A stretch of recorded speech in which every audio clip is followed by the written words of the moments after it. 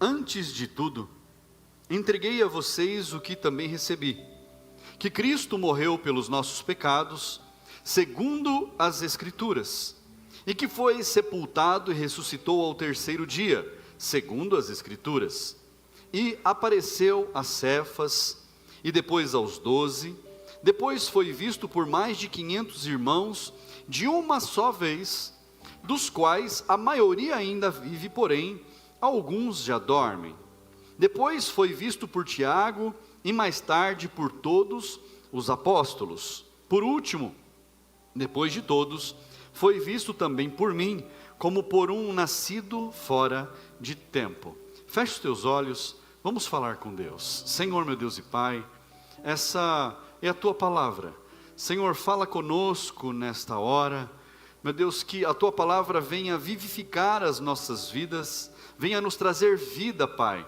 A Tua palavra é viva e eficaz. Então, meu Deus, fala a cada coração, segundo a necessidade, segundo o anseio de cada um dos Teus filhos, ó Pai.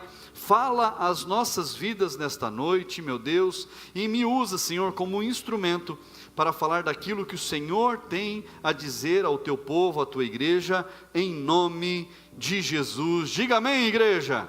Glória a Deus. Assente-se no seu lugar.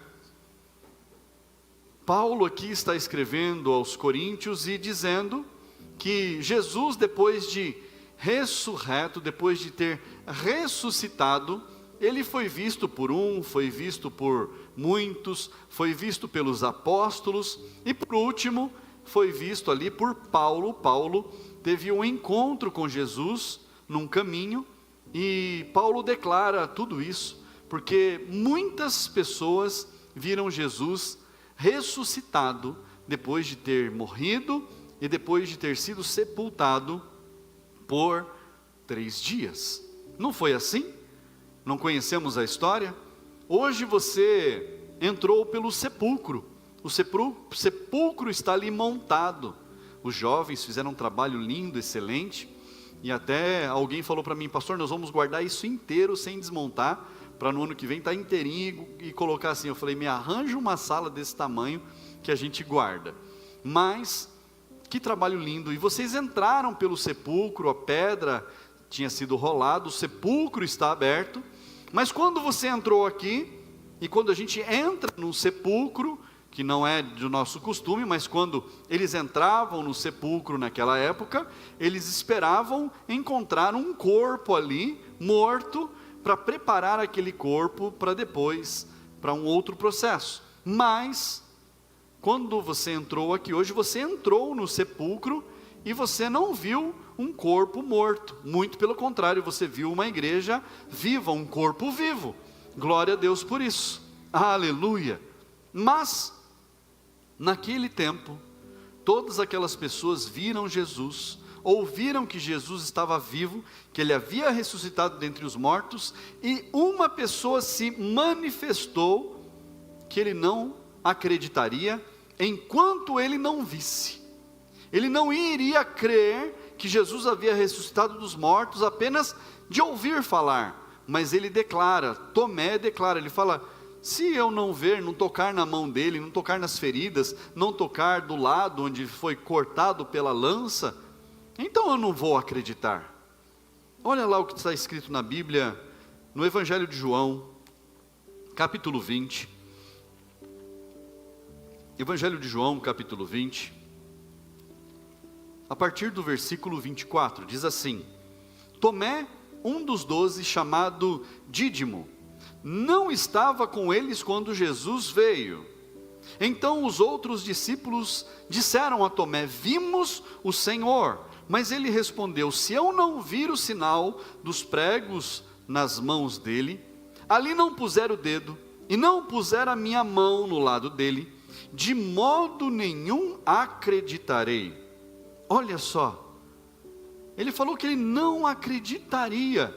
Ele falou: enquanto eu não colocar as mãos ali onde está furado pelo prego, pelos pregos, se eu não colocar a mão onde a lança entrou na lateral de Jesus, eu não vou acreditar. Uns falam que foi aqui, outros dizem que foi aqui.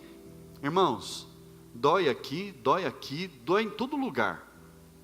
Qualquer lugar machuca, qualquer lugar dói. Então, não caia nessa besteira de ficar discutindo, não, mas foi aqui porque isso e porque aquilo, e outros falam que foi aqui porque isso e aquilo. Uma coisa é certa, Jesus foi crucificado e morreu, irmãos. Jesus viveu nessa terra, foi crucificado e morreu e ressuscitou.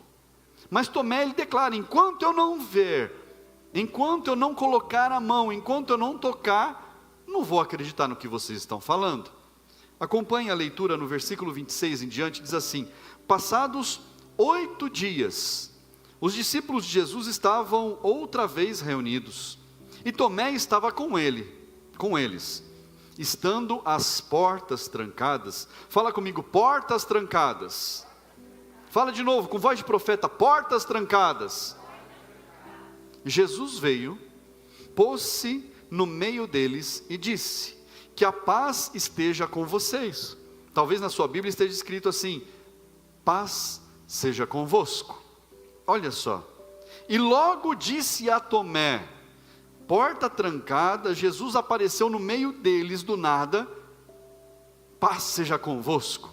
E já direcionou a palavra dele a Tomé. E olha o que ele diz a Tomé: ponha aqui o dedo e veja as minhas mãos.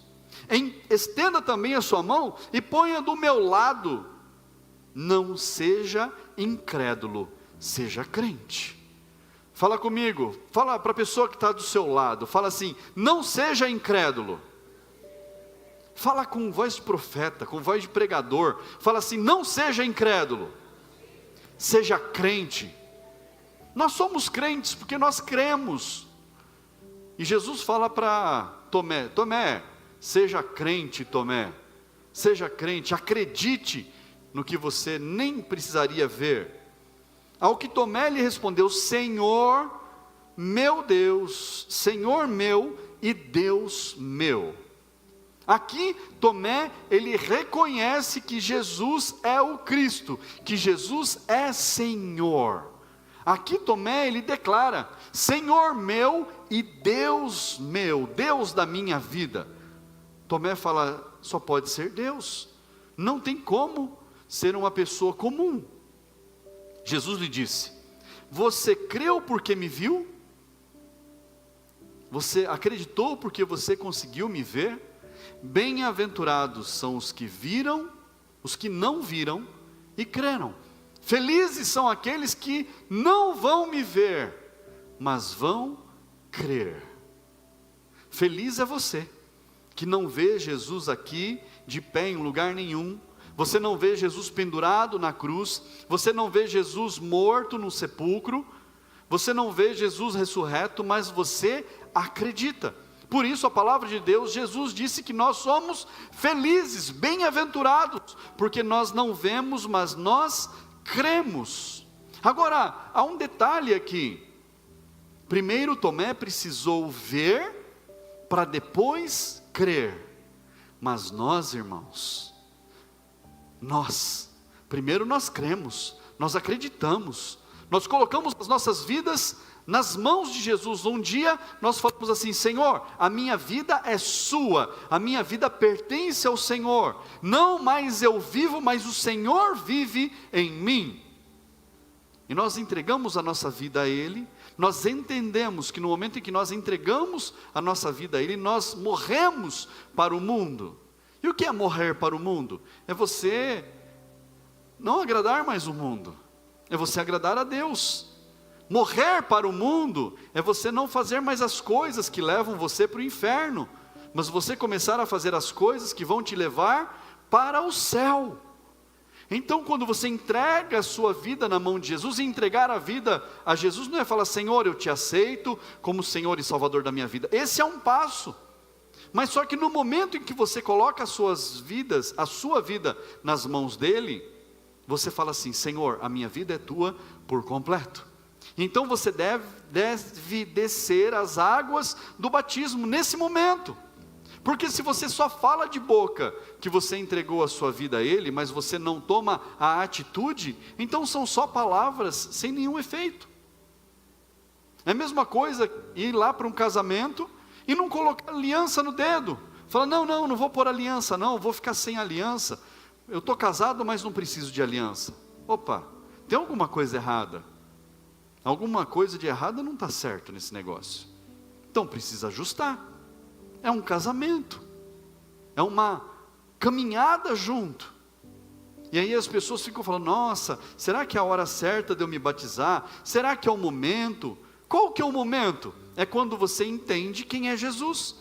E que você compreende que sem Ele você nem respirar, respira. Quando você tem esse entendimento, você não deixa para depois. Você não fica esperando para depois. Você fala, precisa ser agora. Tem que ser já. Eu esperei, irmãos, para me batizar alguns meses. Eu entrei na igreja em março, ouvi falar de Jesus no primeiro culto e eu já queria. Só que a igreja estava em construção, não tinha piscina, não tinha batistério, não tinha uma poça d'água para eu me batizar. Eu tive que esperar terminar a construção da piscina, esperei ali 3 meses, 4 meses eu esperei, mas no primeiro batismo estava eu lá, eu falei, eu vou mergulhar nessa água, eu quero Jesus para mim. Então quando nós conhecemos Jesus, nós entregamos a nossa vida a Ele, nós caminhamos com Ele. É assim que tem que ser. E Jesus disse, bem-aventurados são os que não viram, mas creram. Esses são os felizes, são os bem-aventurados. E nós cremos para depois ver. Fala comigo, nós cremos para depois ver. Irmão, quem de nós não anseia pelo dia de nós vermos Jesus face a face? Quem de nós não está ansioso pelo dia em que vai se encontrar com Jesus? Que nós vamos fechar os nossos olhos nessa terra, nós vamos abrir os nossos olhos e nós estaremos na glória, no paraíso com Ele. Nós esperamos por esse dia. Quem de nós não espera pelo dia em que Jesus descerá às nuvens e vai resgatar a sua igreja? Vai soar a trombeta e vai buscar o seu povo. Nós esperamos por isso. De uma maneira ou de outra, aquele que crê em Jesus, aquele que colocou a sua vida nas mãos de Jesus, vai se encontrar com Jesus, ou pelo arrebatamento, ou pelo momento em que a vida se findar. Eu espero que seja pelo arrebatamento, eu quero viver muito, até a volta de Jesus. E se Jesus não voltar, eu quero morrer velhinho, cabelo branco. E peço a Deus que os cabelos fiquem todos na cabeça e fiquem todos brancos, que não fiquem caindo por aí. Mas nós vamos nos encontrar. Triste é aquele que um dia fechou os seus olhos aqui nessa terra, e quando abriu os olhos, não viu Jesus. Viu o quê? Viu dor, viu tormento, sofrimento, choro, ranger de dentes. Esse não tem como ser feliz nunca. Mas só há 2 caminhos, irmãos, ou o céu, ou o inferno. Não tem outro caminho, não tem um meio termo. Não existe um caminho no meio que eu possa falar assim, não, eu vou sair do inferno, eu vou trilhar esse caminho aqui, eu vou subir no céu. Irmãos, se contar uma historinha dessa para você, procura na Bíblia. Vê se você encontra um caminho entre o inferno e o céu. Só tem um lugar onde você pode deixar de ir para o inferno e ir para o céu. É aqui durante a sua vida. É na sua decisão, aqui nesta terra. Aqui é o caminho que você pode decidir, vou para o inferno ou vou para o céu. É aqui. E às vezes as pessoas brincam com isso, irmãos. Elas brincam, eu vou para o inferno mesmo. Eu já ouvi gente falando isso. Eu sou um perdido, eu vou para o inferno, não tenho o que fazer. Irmãos, ir para o inferno não é uma farpa entrando no dedo, irmãos. Já dói para caramba uma farpa entrando no dedo. É sofrimento eterno. É dor eterna. É angústia eterna. Não acaba. O sofrimento não termina. Mas quando nós vamos para o céu, não tem nada disso. É a glória eterna. É louvor eterno. É a adoração eterna, é a alegria eterna, irmãos. O caminho do céu é muito mais fácil de chegar do que ir para o inferno. Mas só que decisões precisam ser tomadas. Para ir para o inferno não precisa fazer nada, é só deixar a vida te levar. Vai levar para lá. É como um rio, vai levar. Mas para ir para o céu, tem que tomar uma decisão. Tem que falar, eu vou sair dessa lama toda, e Jesus vai me ajudar, e eu vou conseguir me levantar, e Jesus vai cuidar de mim. É assim que tem que ser. Nós precisamos compreender no que nós acreditamos. Qual é a base da nossa fé, irmãos? Nós precisamos aprender com a vida de Jesus. Jesus viveu nessa terra por 33 anos, e deixou ensinamentos em um pouco mais de 3 anos de ministério, ensinamentos profundos para a nossa vida, para a nossa carreira, para os nossos relacionamentos familiares, em trabalho, relacionamento com os amigos. Está tudo escrito na palavra de Deus, como nós devemos conviver entre pessoas. Ele ensinou todas as coisas, irmãos, nos deu lições para toda a vida. Nós precisamos compreender que a morte de Jesus é valiosíssima, porque é através da morte dele na cruz do Calvário que nós podemos alcançar a salvação, que nós podemos ser salvos, é por causa da morte dele. Mas a nossa fé, ela não está baseada nem na vida de Jesus e nem na morte de Jesus. A nossa fé não está baseada nisso. A nossa fé, ela é baseada na ressurreição de Cristo. É porque Ele ressuscitou que a igreja existe. É porque Ele ressuscitou que a nossa fé existe, irmãos. Não é por outro motivo. Não sei se você já ouviu falar de pessoas que procuram o caixão, o túmulo de Jesus. Você já deve ter ouvido a respeito disso. Sabe por quê? São pessoas que querem provar a todo custo que Jesus morreu e foi sepultado. Porque se em algum momento achassem, e nunca vão encontrar, é óbvio, encontrassem lá uma urna, uma caixa, dizendo que aquele lá é o Jesus de Nazaré, que ali está o corpo do Jesus Nazareno, irmãos, a igreja cristã no mundo não existiria mais. Nós deixaríamos de existir como cristãos, porque a nossa fé é baseada na ressurreição de Cristo. É porque Ele ressuscitou, irmãos, que nós estamos aqui. É porque Ele ressuscitou que nós cremos nele. Então a vida de Jesus é importante, a morte na cruz, meu Deus do céu, como é importante. Mas a ressurreição de Jesus é a chave para a nossa fé. Se eu não creio que Jesus ressuscitou, então eu não sou cristão. Não tem como ser, irmãos. Eu preciso crer que Ele ressuscitou, que Ele subiu aos céus, e que um dia Ele vai voltar para buscar a sua igreja, e assim vai ser. E o dia está próximo, irmãos. Lá em 1 Coríntios, capítulo 15, para você entender o que eu estou falando, 1 Coríntios, capítulo 15, versículo 12, diz assim: ora, se o que se prega é que Cristo ressuscitou dentre os mortos, como alguns de vocês afirmam que não há ressurreição de mortos? E se não há ressurreição de mortos, então Cristo não ressuscitou. E se Cristo não ressuscitou, é vã a nossa pregação e é vã a fé que vocês têm.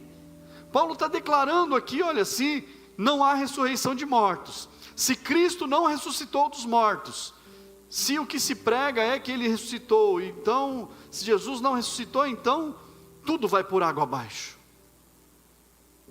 É vã a pregação e é vã a nossa fé. A nossa fé é anulada e a nossa pregação está anulada. Não serve para nada. Agora, irmãos, homens da Bíblia creram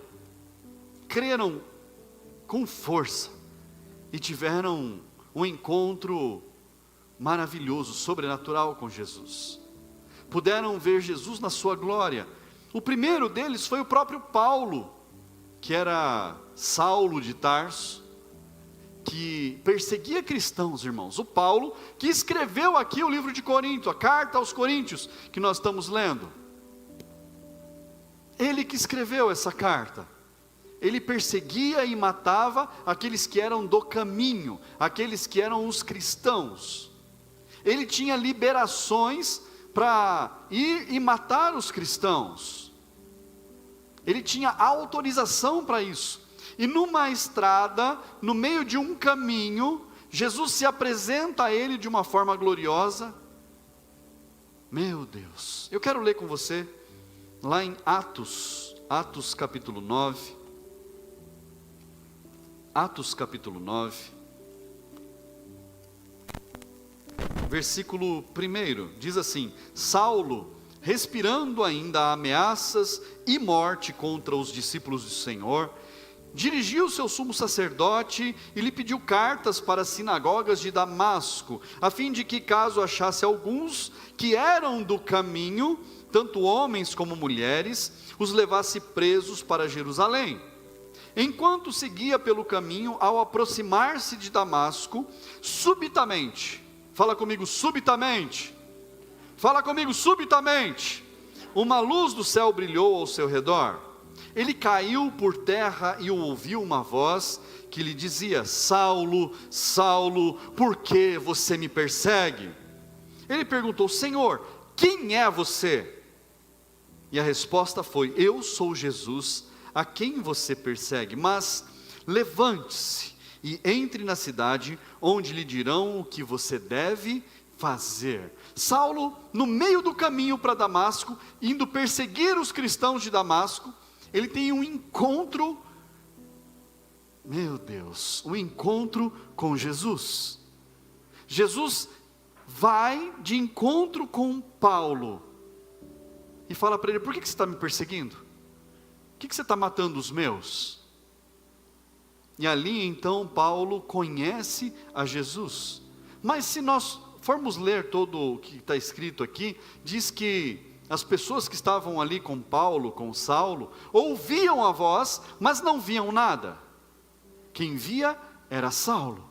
Mas só que Saulo, nesse encontro, ele fica cego. Fica cego por 3 dias, até que alguém vai lá para socorrer ele, resgata e fala: olha, Deus me mandou aqui, Jesus me mandou aqui para falar com você. Com medo aquela pessoa foi, porque ele falou: esse cara mata cristãos, o que eu vou fazer lá?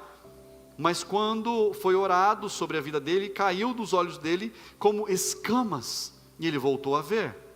E nós sabemos que o apóstolo Paulo se tornou um dos maiores apóstolos, e ele mesmo diz: eu não deveria ser chamado de apóstolo, porque eu não estava lá junto, não deveria ser chamado de apóstolo, mas ele se tornou um dos maiores. O maior escritor do Novo Testamento é Paulo, por causa de um encontro com Jesus, porque ele viu Jesus face a face.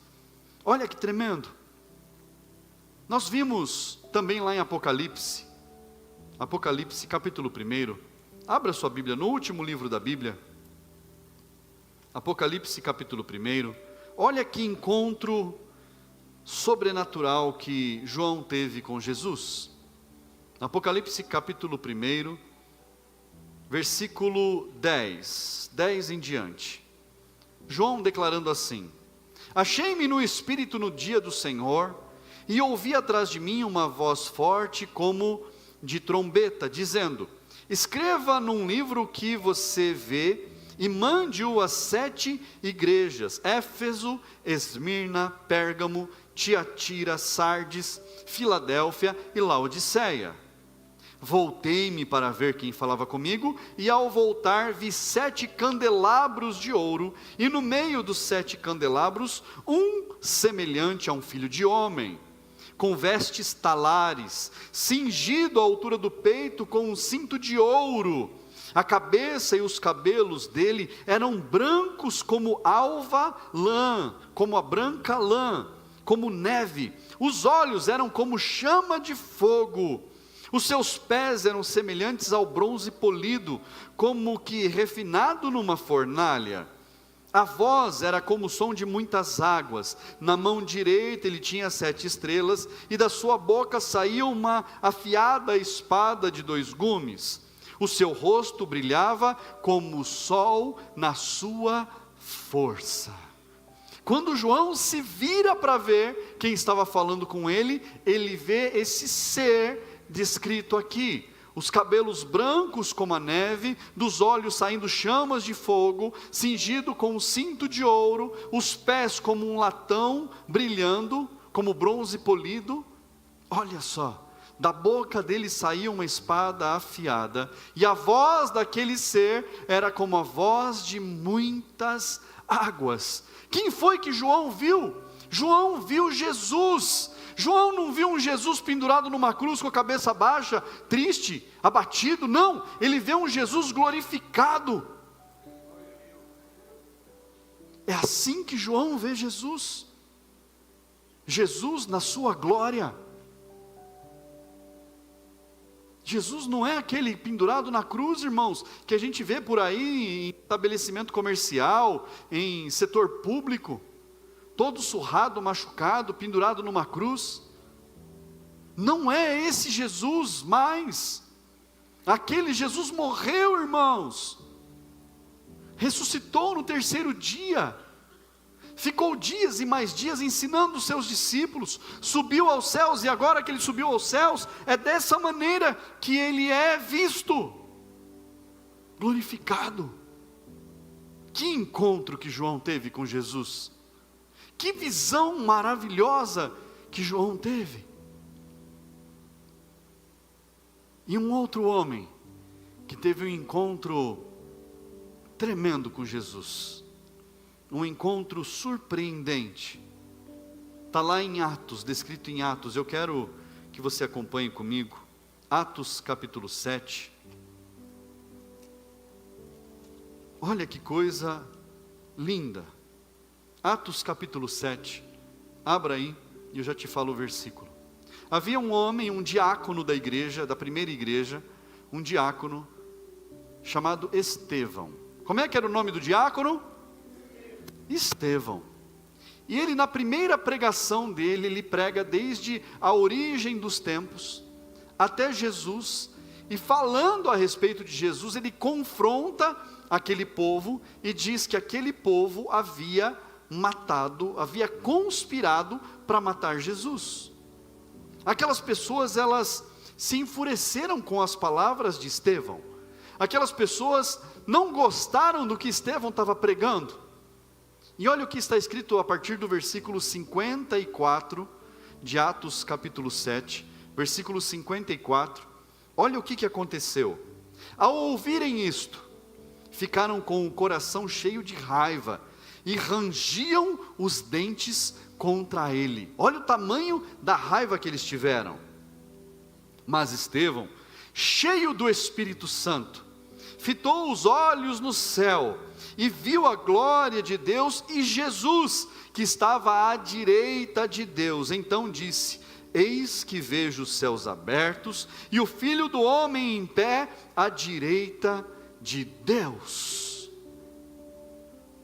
Aqueles homens ficaram com tanta raiva de Estevão, que a palavra de Deus diz que os dentes deles rangiam. O barulho de dente rangendo, irmãos, é algo horrendo. Os dentes daquelas pessoas rangiam de tamanha raiva que eles ficaram de Estevão. Mas só que Estevão, ele olha para os céus, e ele vê o céu aberto, irmãos. Estevão vê o céu se abrindo, e ele contempla Deus assentado no trono, e ele vê Jesus glorificado de pé à direita de Deus. E aqui é o único lugar da palavra de Deus onde fala que Jesus estava glorificado e de pé ao lado de Deus. Quando os seus estão sofrendo, Jesus não fica acomodado, sentado, esperando para ver o que vai acontecer. Ele fica de pé para te receber, Ele fica de pé para cuidar de você. Mas Jesus estava de pé ali para receber Estevão. Olha o que acontece com Estevão. Aleluia. Versículo 57. Eles, porém, gritando bem alto, taparam os ouvidos. Eles não queriam ouvir o que Estevão estava falando. E unânimes avançaram contra ele. Todos foram contra Estevão. E expulsando-o da cidade, o apedrejaram. As testemunhas deixaram as capas dele aos pés de um jovem chamado...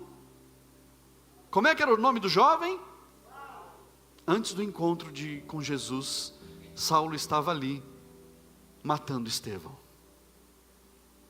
Mas só que Jesus estava de pé, para receber Estevão de braços abertos.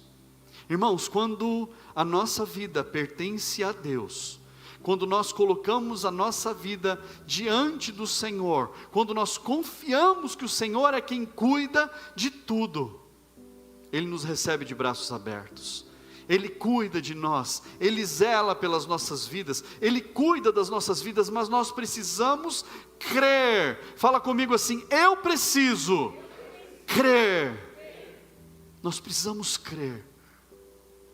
Crer que Jesus viveu, crer que Jesus morreu, mas principalmente crer que Ele ressuscitou e Ele está vivo. Jesus vive. Fala comigo assim: Jesus vive. Fala mais alto: Jesus vive. Agora enche o seu pulmão bem forte. Enche o seu pulmão, você consegue fazer o melhor. Fala assim: Jesus vive. Aleluia. Você pode aplaudir bem forte a Ele? Glória a Deus. Fique de pé no seu lugar. Você primeiro precisa crer. E você já crê, então você verá a glória de Deus. Você vai ver Jesus, você vai se encontrar com Ele. Aleluia.